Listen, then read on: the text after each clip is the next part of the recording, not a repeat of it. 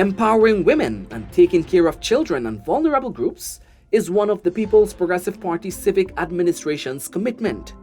This is intended to place Guyanese at the center of economic, social, cultural, and transformational policies. Since returning to office on August 2, 2020, government has earmarked billions of dollars to provide greater support to vulnerable groups, including the elderly and the people living with disabilities.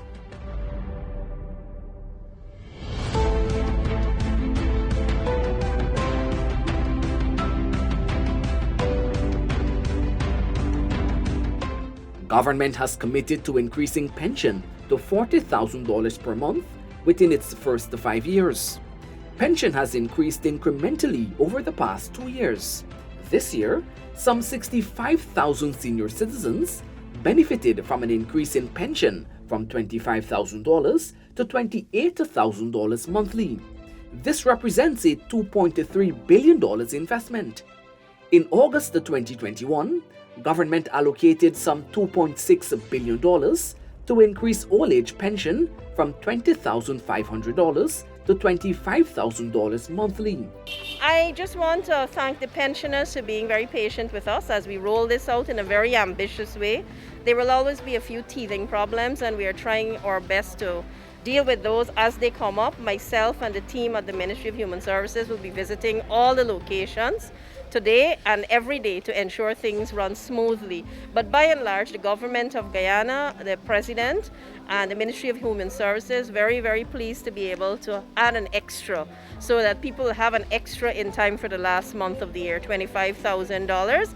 And for me personally, each time it gives us the opportunity to improve our systems, to make them easier, and so that we remove the hassle.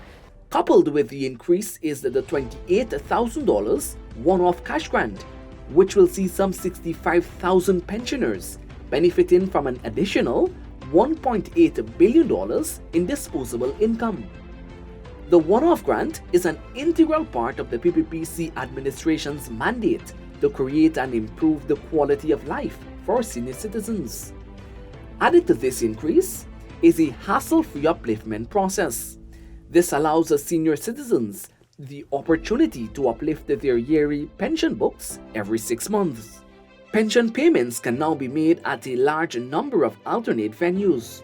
This initiative was brought on board to prevent senior citizens from joining long lines.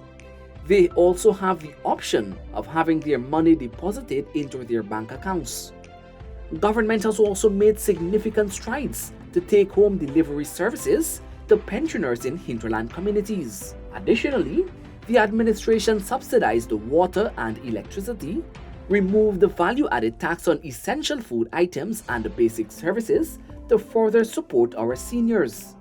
Together, these initiatives will result in safer mobility for our senior citizens and improve the access to services. I'm very grateful, and I know a lot of people they are grateful for the initiative this today to receive $25,000 because you don't walk and pick that money up on the road. And it can do a lot if you know how to use it. I am thankful. I don't know, but I am very, very much thankful to the government for this initiative. I'm very grateful to the government of Guyana, the Human Services, for this kind gestures to these old people. But sitting down here this morning, I mean, I am old, I'm a pensioner, but not so old. And I could see from the faces of these pensioners sitting here how grateful and appreciated they are for this little offering that the government and the Human Services is giving to us. It benefits me because I have bills to pay. I don't work, I'm a pensioner. And I have a family of 5, my wife and 3 children. And help in grocery lines and other things. I mean, it won't do, but it's going to help a great lot. And we look forward that, during the year we can get some more. We're thankful for the government and the people of the PPPC.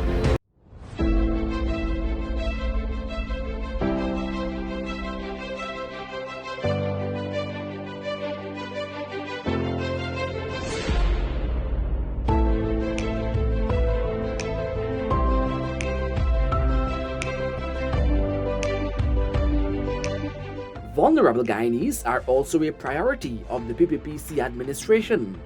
This is part of the government's 2020 to 2025 manifesto promise to provide enhanced benefits for public assistance recipients. This year, some $432 million was allocated for public assistance to provide relief to the vulnerable. In 2022, public assistance increased from $12,000 to $14,000, benefiting over 18,000 recipients. While in 2021, the administration increased the public assistance from $9,000 to $12,000 monthly. Public assistance has been extended to persons living with HIV and cancer. All persons, all living with permanent disabilities will be able to access public assistance without any need to qualify, any means test. It's automatic access to public assistance. And secondly, that public assistance will be provided to them for the rest of their lives. They do not need to be subjected to any other medical or any other tests going forward. This is something that's been very, very close to my heart, and it really puts much into the hands of persons who are living with disabilities. Of course, we'd like to put much more, but this is a step, because no longer will people have to go before the local board of guardians who have public disabilities. It's automatic. All they have to do is to register with the National Commission of Disability and the ministry, provide their application, and they're onto the public assistance register. This takes immediate effect right across the country, and it will include persons who are living with HIV and those who have cancer.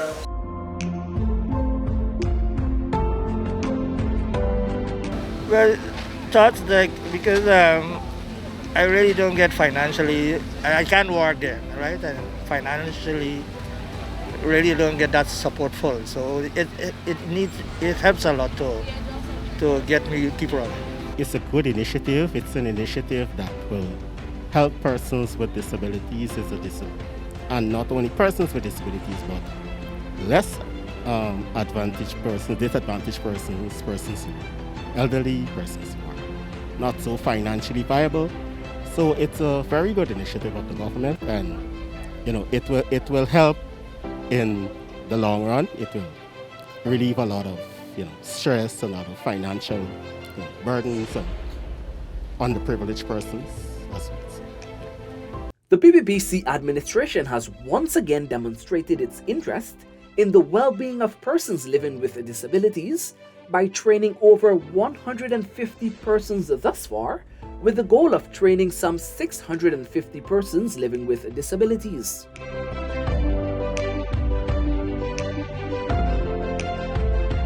Earlier this year, government facilitated and increased the social media marketing training in an effort to provide persons living with disabilities the necessary tools to be independent. Further, persons living with disabilities interested in starting their own businesses can attain financial assistance from government. This is being done to ensure these persons can enjoy and improve the quality of life through self-sufficiency.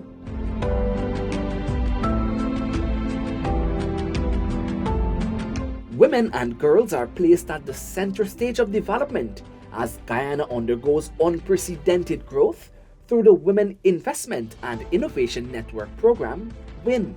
We came up with a sustainable training program for women and the men amongst us today who also want to be part of WIN. What is WIN? WIN stands for Women's Investment Innovation Network. And every one of those letters that constitute this acronym is an important one. Women, you are very important in our world. You are very important in your homes, in your communities, and you're a valuable asset in our country. I don't even need to explain why. You know that. Investment. Now, when people think of investment, they tend to think only of finances. But we, through the Ministry of Human Services and Social Security and Government of Guyana, we are investing in that valuable resource that we call women. We're investing in you because I believe that once you can move from that state of dependence and become independent and to find confidence in yourself, there is no limit to what you can accomplish.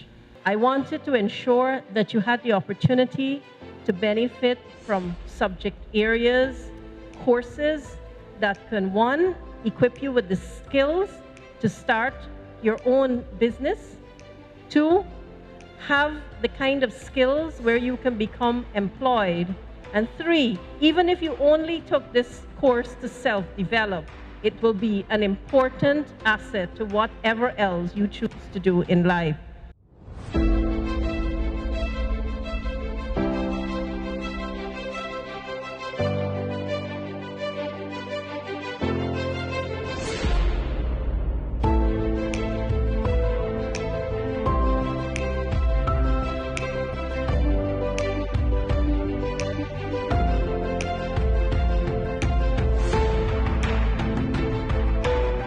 WIN is one of the flagship programs of the ministry, which was launched in Barometer Region 1 in May 2021 to create accessibility in hinterland areas.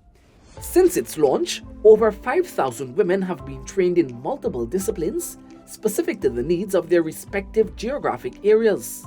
Upon graduating from the program, women are directed into entrepreneurship and are provided with the funding and other support services. I'm so excited for the opportunity that I was given by the ministry. I cannot begin to explain how I'm feeling today.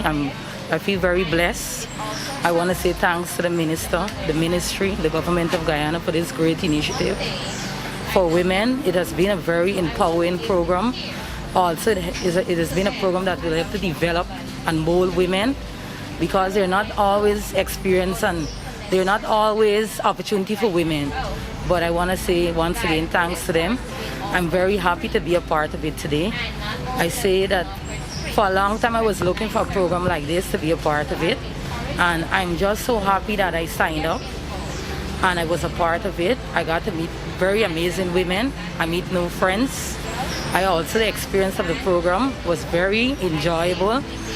Every session was so amazing that you didn't even want the moment to even finish. But as I always say, every good thing must come to end. And I want to say thank you again. I see it 100% important.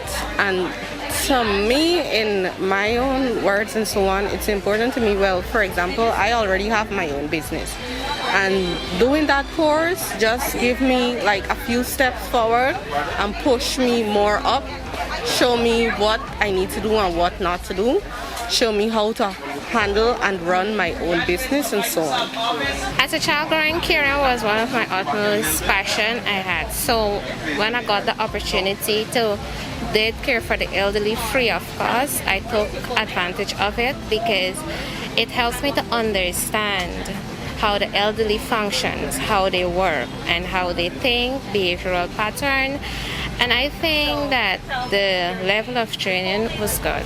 Before this was possible, I had to think of it and ways to go about making it a dream into a reality. So now that it is here and you can actually benefit from it, you know they have a saying that you can feed someone, but if you equip them with a skill, they can feed themselves for a lifetime.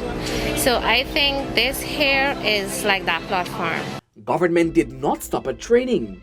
Every graduate of the program has been provided with $50,000 to launch their own business, thereby empowering them financially. A business incubator and app were also launched through the WIN initiative to enable persons to display their items in an effort to grow their businesses free of cost. Under WIN's childcare course, women will be receiving funding to launch day and night care facilities to create a safe space for the nation's children. We're working to get them on firm footing with both of those. Night care is a newer concept, and I've been talking about night care because I understand the dilemma of many women who have to work and they have nowhere to leave their children. So we want to make sure that the spaces, whether in the day or night, are safe, and that the persons who are doing or offering these services are trained. So it's not only basic child care, there are newer components that will be added on, such as caring for special needs children and also looking at early childhood development. So it's a comprehensive program that looks at all the needs of children when they're placed in someone's care. Eradicating violence against women and girls and all forms of domestic violence takes a center stage in Guyana as the government conceptualizes a series of initiatives to support victims of domestic violence.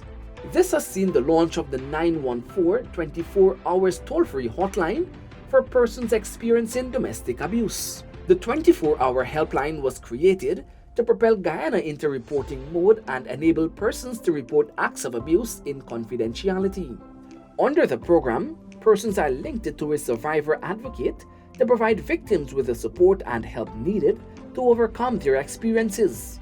Additionally, victims are provided with the survivor kits to assist women who may be forced to evacuate their homes because of an abusive relationship.